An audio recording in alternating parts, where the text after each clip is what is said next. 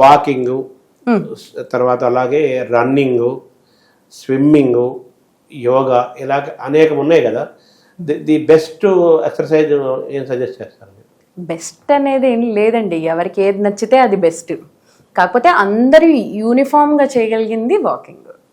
అయితే ఇప్పుడు నేను స్విమ్మింగ్ అంటే అందరూ చేయలేకపోవచ్చు, పరిగెత్తడం అనేది అందరూ చేయలేకపోవచ్చు, మోకాళ్ళు సహకరించలేకపోవచ్చు, సైక్లింగ్ అయినా కూడా అందరికీ వీలయ్యే పని కాకపోవచ్చు. అయితే వాకింగ్ అనేది ఏంటంటే మన చేతిలో ఉన్న పని, మనం ఎక్కడికో వెళ్ళి చేయక్కర్లేదు, మన ఇంటి చుట్టూ తిరిగినా చాలు. సో అందరూ చేయగలిగిన పని అది కాబట్టి వాకింగ్ని చాలా వరకు అడ్వైస్ చేస్తాము. అండ్ మనం ఏదో అంటే హైఫైగా జిమ్కి వెళ్ళి చేస్తేనే ఎక్సర్సైజ్ చేసినట్టు, ఇంట్లో చేస్తే కాదు, అలాగని ఏం లేదు. ఎలాగోలా ముఖ్యమైనది ఏంటంటే శరీరాన్ని కదపటం, మొబిలిటీ. డెఫినెట్గా శరీరము, మనిషి శరీరం అనేది ఒక చోట కూర్చుని ఉండేందుకు చేసినది కాదు.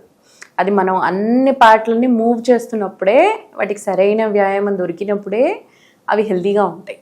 సో మీరు సూచించే ది బెస్ట్ వాకింగ్ టెక్నిక్స్ ఏంటి? బ్రిస్క్ వాక్ అంటారు, తర్వాత మామూలు వాక్ 5/7 అంటారు, అంటే వారంలో 5 రోజులు వాక్ చేయడం, 30 minutes పర్ డే వాక్ అంటారు. ఇలా రకరకాలుగా ఉన్నాయి. అవి కూడా ఐడియల్ వాక్ 1 hour 5 minutes అంటారు, 5 kilometers అంటారు, ఇలా ఉన్నాయి కదా. అంటే మినిమంగా మనం నడవాల్సింది, ఇది మనకి WHO నుండి వచ్చిన గైడ్ లైన్ అండి. అంటే ఈ వారానికి 5 సార్లు కనీసం అరగంట బ్రిస్క్ వాకింగ్, అంటే 150 minutes in week, 150 minutes a week. ఇది మనకి WHO నుండి వచ్చిన గైడ్ లైన్ కాబట్టి దీన్ని వైడ్గా మనం అన్ని చోట్ల చెప్పడం జరుగుతుంది.